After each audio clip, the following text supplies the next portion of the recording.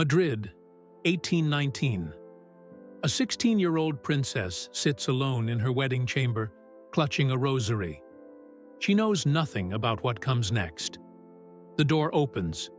What enters will haunt her for the rest of her short life. This is the story of Ferdinand VII, a king whose physical deformity and sexual depravity destroyed every woman he touched, collapsed an empire, and plunged Spain into civil war. Spain has seen many terrible monarchs, but Ferdinand VII stands alone. Every historian who studies his reign reaches the same conclusion. He was the worst king Spain ever produced. Not just politically incompetent, not just cruel, something far darker. Because Ferdinand VII suffered from a medical condition so extreme that it shaped the destiny of an entire nation. The deformity, October 1819. Maria Josefa Amalia of Saxony waits for her husband. She's 16. Raised in a German convent. She believes babies come from storks. Ferdinand VII is 35. Overweight. Gouty. But his appearance isn't what makes the young queen scream. French writer Prosper Mérimée interviewed courtiers who witnessed that night. Their descriptions are medically precise. Ferdinand suffered from macrogenitosomia.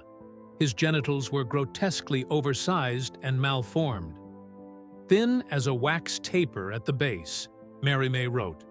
Thick as a fist at the end, long as a billiard cue. Maria Josefa took one look and bolted from the bed. Ferdinand, drunk, gave chase. A morbidly obese king stumbling after his terrified teenage bride. She was faster. He was not. Enraged, Ferdinand burst from the bedroom, completely naked, and began screaming at her attendants. He called them whores and brutes. They had 15 minutes to prepare the queen. These women had to explain to a convent-raised child what was about to happen. Whatever they said made everything worse. When Ferdinand returned, the room smelled wrong. Maria Josefa, in absolute terror, had lost control of her bowels. The king recoiled in disgust and stormed out. He wouldn't touch his bride for over a week. But this was just the beginning of her nightmare. The first failure to understand that wedding night, we need to go back 17 years. In 1802, Prince Ferdinand married his cousin, Maria Antonia of Naples. He was 17. On their wedding night, he had no idea what to do. For 11 months, the marriage went unconsummated. Maria Antonia's mother, Queen Maria Carolina, wrote increasingly desperate letters. My daughter weeps nightly. The prince feels nothing. This situation is extraordinary and unfortunate. Eventually, the royal confessor intervened. A Catholic priest had to sit down with the future king of Spain and explain in explicit detail how sex works. The humiliation spread through every European court. When Ferdinand finally managed consummation after nearly a year, the damage was catastrophic. Maria Antonia suffered 2 miscarriages and died at 21, her body broken. But here's what changed Ferdinand forever. Once he figured out sex, he became obsessed with it. The Brothel King. If you appreciate deep dives into the darkest corners of royal history, hit that like button now. This story gets much worse. By 1814, Ferdinand was 30, sexually frustrated, and drunk on absolute power. Napoleon had fallen. Ferdinand was king. What followed was a decade of depravity. Every night, Ferdinand slipped out of the palace wearing a dark cloak. His destination, the seediest brothel in Madrid, run by Pepa la Malagueña, so notorious that decent people crossed the street to avoid it. Ferdinand assembled a crew of young aristocrats. Together they turned Madrid's red light district into their playground.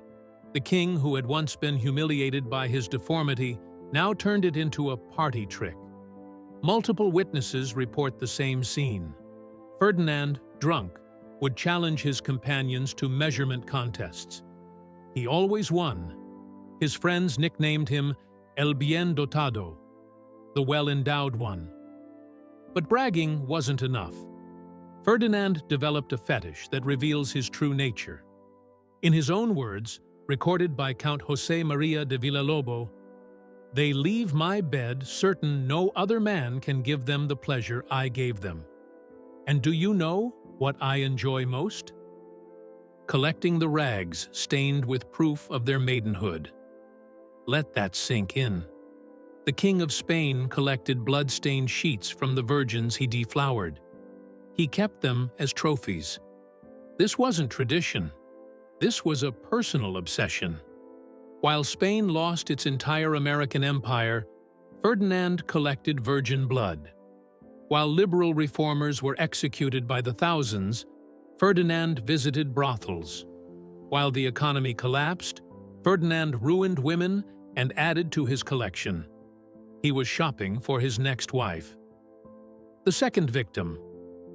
In 1816, Ferdinand married his niece, Maria Isabel of Braganza. She was 19, Portuguese, and plain-looking. Madrid's gossips greeted her with a cruel rhyme: "Fea, pobre y portuguesa, chúpate esa." Ugly, poor, and Portuguese, suck on that. But Maria Isabel had dignity. While Ferdinand continued his brothel raids, she quietly founded the Prado Museum and opened the Royal Academy to women artists. Ferdinand barely noticed. To him, she was just a womb. In 1818, she became pregnant. Complications arose immediately. The baby was breech.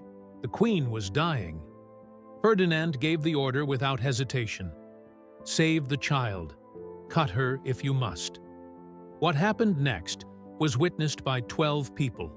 Surgeons began an emergency cesarean. No anesthesia beyond alcohol and opium. They believed Maria Isabel was unconscious. She wasn't. Midway through the procedure, her eyes shot open. Her scream echoed through the palace. She was fully conscious as they cut through her womb. The baby was already dead, had been for hours. Maria Isabel bled out on the operating table. She was 21 years old. Her sister publicly blamed Ferdinand. Palace whispers suggested his deformed anatomy had caused complications. Others pointed to his syphilis, a gift from the brothels. Ferdinand felt no guilt. Within a year, he was shopping for wife number 3. The papal intervention. What do you think drove Ferdinand to such extremes? Was it the deformity itself, or something darker in his character? Share your thoughts in the comments below. Remember Maria Josefa, the girl who soiled herself on her wedding night? Her story gets worse. After the disaster, Ferdinand tried patience. Every night, he entered her chamber. Every night, she prayed the rosary while he attempted seduction. Maria Josefa had a powerful weapon: ignorance. She genuinely believed babies came from storks. When Ferdinand tried to explain the facts of life, she accused him of lying. "God would not create such a vile method," she declared. "You are testing my virtue." Weeks passed. Months. The King of Spain couldn't bed his own wife. Foreign ambassadors reported back to their governments. The court whispered. Finally, Ferdinand wrote to the Pope. Pope Pius VII received a letter that must have shocked him. The King of Spain needed the Holy Father to convince his wife to have sex with him. The Pope's response survives in the Vatican archives. He delicately explained that marital relations were required by God. Producing an heir was Maria Josefa's sacred duty. But even the Pope's letter wasn't enough. Maria Josefa agreed, but only under conditions. She would pray the entire rosary before each encounter. She would keep her eyes closed throughout. She would think of the Virgin Mary. Imagine, the absolute monarch of Spain. with power over millions, lying there while his teenage wife recites, "Hail Mary, full of grace." It was the least erotic relationship in royal history. 10 years. 10 years of rosary-accompanied sex. 10 years without a single child. When Maria Josepha died in 1829 at age 25, the court breathed a collective sigh of relief. Ferdinand had failed again. 3 wives, 2 dead. 0 legitimate heirs. At 45, diseased from decades of debauchery, he had one last chance. The engineering solution. Maria Cristina of Bourbon II Sicilies knew exactly what she was getting into. At 23, she was beautiful, intelligent, and ruthlessly practical. Unlike Ferdinand's previous wives, she came prepared. She understood that producing an heir wasn't just politics, it was an engineering problem. The royal physician, Dr. Antonio Hernandez, reviewed the medical records of Ferdinand's previous marriages and reached a startling conclusion. The problem was physics. His solution was elegant. He commissioned a special cushion, una almohadilla, made of finest silk, stuffed with down feathers. Cut into its center was a precisely measured hole, exactly 4 centimeters deep. The physics were simple. Ferdinand would insert himself through the hole, which would act as a barrier. Only the tip would make contact, preventing the internal damage that had plagued his previous attempts. Maria Cristina presented this to her husband diplomatically. She framed it not as acknowledging his deformity, but as medical necessity for healthy heirs. Ferdinand's ego accepted this narrative. It worked. Within 3 months, Maria Cristina was pregnant. October 10, 1830. Cannons fired across Madrid. The Queen had given birth to a healthy daughter, the future Isabella II. 2 years later, she produced a second daughter. Ferdinand finally had his heirs. It had only taken 4 wives, 2 deaths, 1 papal intervention, and a specially designed sex cushion. The collection. But we need to return to those trophies Ferdinand mentioned, his collection of blood-stained cloths. After his death in 1833, Maria Cristina ordered a discreet inventory of the king's private chambers. What they found defied belief. Hidden in a cedar chest, dozens of cloth squares, each carefully labeled with a date and a name. Carmen, Peppa's house, March 1821. Isabella, palace servant, January 1823. Maria, widow Vanessa, September 1824. The king hadn't been exaggerating. He really had been collecting these grim mementos for nearly 2 decades. But the collection revealed something darker. The dates clustered around specific events.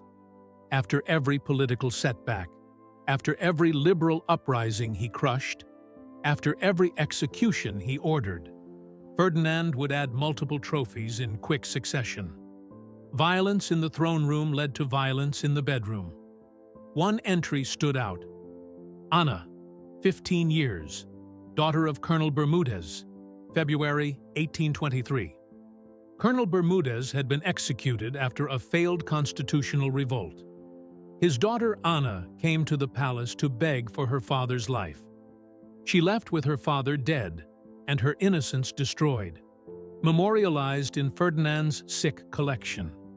This wasn't just abuse of power. This was systematic predation. Ferdinand used sex as another tool of political terror. The full inventory was never made public. Maria Cristina ordered the entire collection burned, but not before several courtiers recorded what they witnessed. We know Ferdinand kept these trophies. We know he labeled them. We know he added to them after moments of political violence.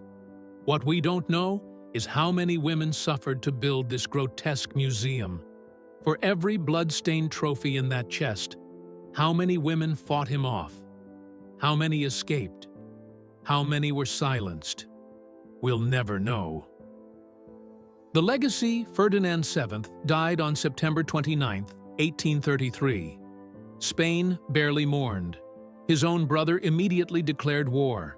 His daughter would face multiple civil wars defending the throne he'd engineered her onto.